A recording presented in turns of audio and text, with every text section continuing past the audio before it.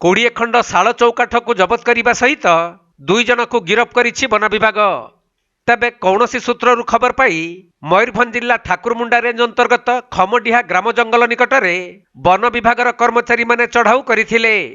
आउ सेठारु 20 खंड शाल चौकाठ जबत करने सह एही घटना संपृक्त 2 जन काठ चिराली को गिरफ्त करिछि वन विभाग। गिरफ होइथिबा 2 जन अभियुक्तक मध्यरु जणे हेले आसाम राज्य उदलगड़ी ग्रामर महेश्वर बसुमातारी और अन्य जणे हेले महुलडिहा थाना अंतर्गत सातकुसिया प्रधान साही ग्रामर गणेश लियांगी।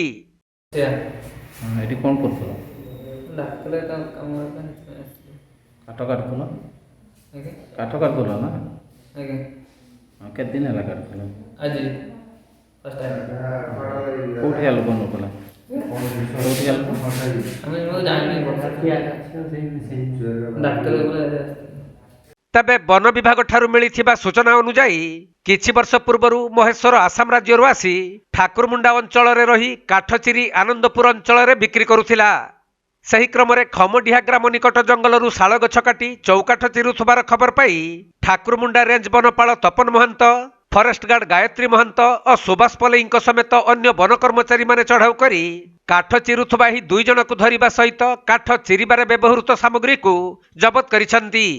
जबत होइथिबा काठर आनुमानिक मूल्य प्राय 20,000 टंका हेबो बोली सूचना मिलिछि। तेणु एनै ठाकुरमुंडा रेंज केस नंबर 45 अनुଯାयी मामला रुजु करा जिबा परे अभियुक्त 2 जन को कोर्ट चालान करा जाइथिबा जणा पड़िछि। घर एटी कोन करथलो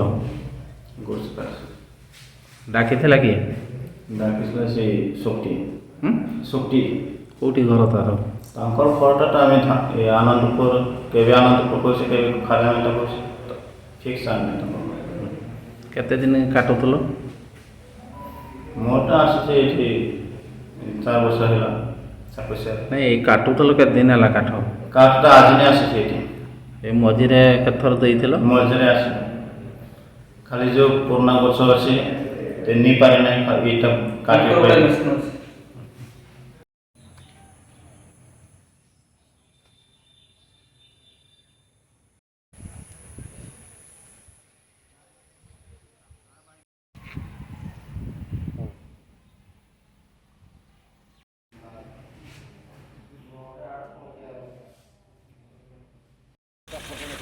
नहीं मो फोटो नहीं कालटा मयूरभंज जिला करंजियारू सचिदानंद पलेईंक रिपोर्ट कोणार्क लाइव।